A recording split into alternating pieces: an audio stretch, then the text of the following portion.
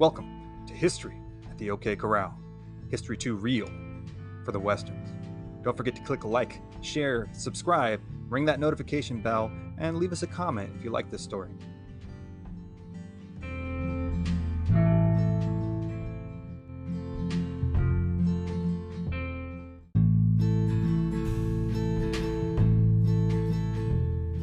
The source for tonight's episode is A Land So Strange by Andres Reséndez. If you like tonight's story and want to learn more, stick around at the end of the episode to learn how you can check it out for yourself for free. Now, on to tonight's story. Florida, 1528. In the area of what is today Tampa Bay, a group of Spanish conquistadors under the command of Panfilo de Narvaez came ashore, setting foot in the new world they hoped to conquer for king, country, Christ, and of course, last but not least, themselves. In search of all the riches this new land had to offer, the group headed northwest into the territory known then as Appalachia, named after the prominent tribe of the area. However, after months of hostile encounters with the natives and complete and utter failure to uncover any riches short of the food they were forced to scavenge to avoid starving to death, the party was forced to retreat to the coast, where they fashioned impromptu rafts and killed their horses for food. They planned to float, God willing, to Mexico. In September of 1528, 242 remaining men launched their jerry-rigged rafts into the Mississippi and met with initial success. At first, they were able to follow the current west, but when they reached the mighty Mississippi's Gulf Coast outlet, the powerful current swept them far out into the Gulf and separated the expedition's 5 rafts. 3 of the rafts drifted into the oblivion of the Gulf, never to be seen again. Among these was the expedition leader Panfilo de Narvaez. The 2 remaining crafts, each with about 40 men, managed to carry on westward, until they crashed into what is today Texas's Galveston Island during a storm in November of 1528. By the spring of 1529, only 15 of the 80 men who had landed remained alive. They named the island the Island of Doom, and lost all hope of escape from it when waves washed away the only raft they had left. Soon, the remaining men were found and taken prisoner, and thus made slaves, of several of the area's native tribes. This was common among many tribes who did not necessarily employ chattel slavery, but did possess sometimes great numbers of slaves taken as spoils of personal war exploits.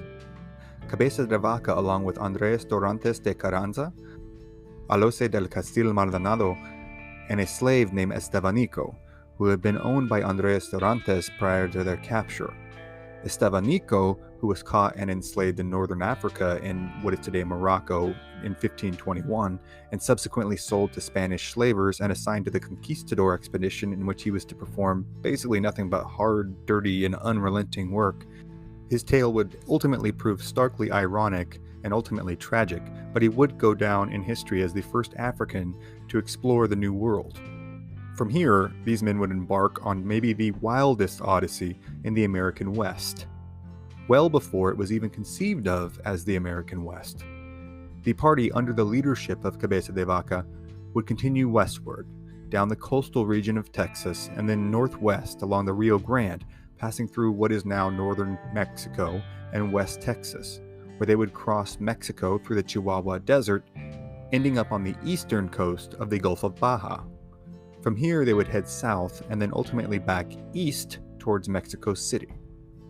For those unfamiliar with the geography and topography of the areas where Cabeza de Vaca and his small band ventured, it is some of the most inhospitable territory on Earth.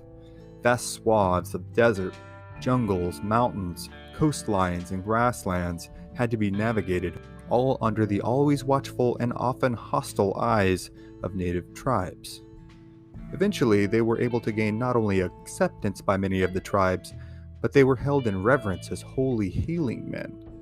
Cabeza de Vaca and his group, who would simply employ the prayers they had been familiar with growing up as Roman Catholics, even themselves began to believe they might have been in some way divinely appointed to be healers to the native people.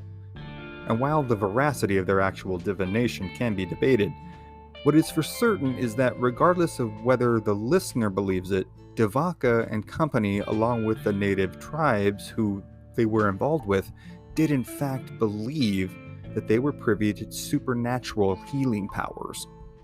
So, for the better part of 8 years, these men lived with their native cohorts as traders of goods and, of course, as healers. In fact, Cabeza de Vaca himself performed the first known surgical procedure in the New World by removing an arrowhead lodged deep within the torso of a native warrior.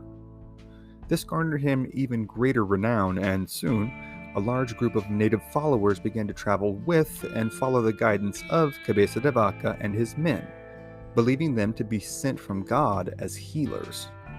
Their followers, a contingent of tribespeople from several local central Mexico tribes, referred to them as the Sun Children or Children of the Sun. However, after a number of years, the group from the now long-lost Spanish expedition grew homesick and decided to make their way by way of trading and native guides to the newly established capital of the still burgeoning Spanish Empire in the New World, Mexico City, which lie roughly 1,000 miles away. So they undertook yet another unimaginably arduous and austere journey through yet more unforgiving territory. Water and food were scarce, and yet again starvation was only narrowly avoided as, after nearly half a year of painstakingly trotting their way through the harsh and unrelenting topography of central Mexico, Cabeza de Vaca and his cohorts stumbled into the city limits. Their tale was unbelievable, and the information and experience they possessed invaluable. Cabeza de Vaca would go on to return to Spain and then return to South America to do more exploring, quote-unquote. He'd managed to embroil himself in a significant political turmoil as governor of what is now Argentina and be arrested for poor governorship, because the local soldiers thought he was not hard enough on the indigenous tribes of the area whom they wanted to use for hard labor, and returned to Spain, where he was eventually exonerated but died a poor man in Seville, in Spain, in 1560. Andres Dorantes de Carranza went on to marry twice and have 14 children, himself traveling back to Spain but ultimately settling in the New World and dying in the late 1550s. Ultimately, though, Andres Dorantes de Carranza might be the biggest jerk in this story, as he either sold, quote-unquote, or quote-unquote gave the fourth member of the party to the local viceroy to lead an expedition back to the lands they had come through. The Spanish, upon hearing of the great riches that might be available in these territories, attempted to entice all three of the other members of the surviving party to lead them back, but none would. But Dorantes de Carranza was willing to sell or give, though at the end of the day that seems like a bit of a moot point if there ever was one, Estevanico, to the viceroy with promises that he would serve as a guide. Estevanico, who had made his way from Morocco to Spain to Cuba, Florida, Texas, Mexico, and seemingly everywhere in between, who had suffered the same hardships as his party and been treated as an equal to his cohorts by the natives they came across, was summarily placed right back into slavery, seemingly as soon as they returned to Mexico City. He would guide a party in search of the famous 7 cities of Cibola, at least a year ahead of Francisco Coronado passing through the same territory. However, it was here in the vast expanses of the New Mexico desert that Estevanico would disappear. Some say he was killed by the natives, other accounts imply he may have faked his death and taken to a new life in the New World. His story is, in and of itself, worthy of an entire episode, and to be sure, Estevanico will get one soon. But for now, that is another story for another time.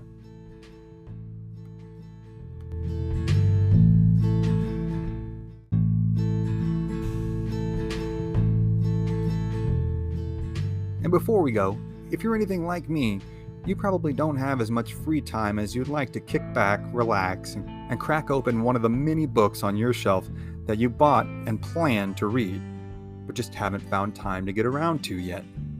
Thankfully, I found Audible, the unrivaled audiobook platform. It allows me to do most of my research for this program directly from their app.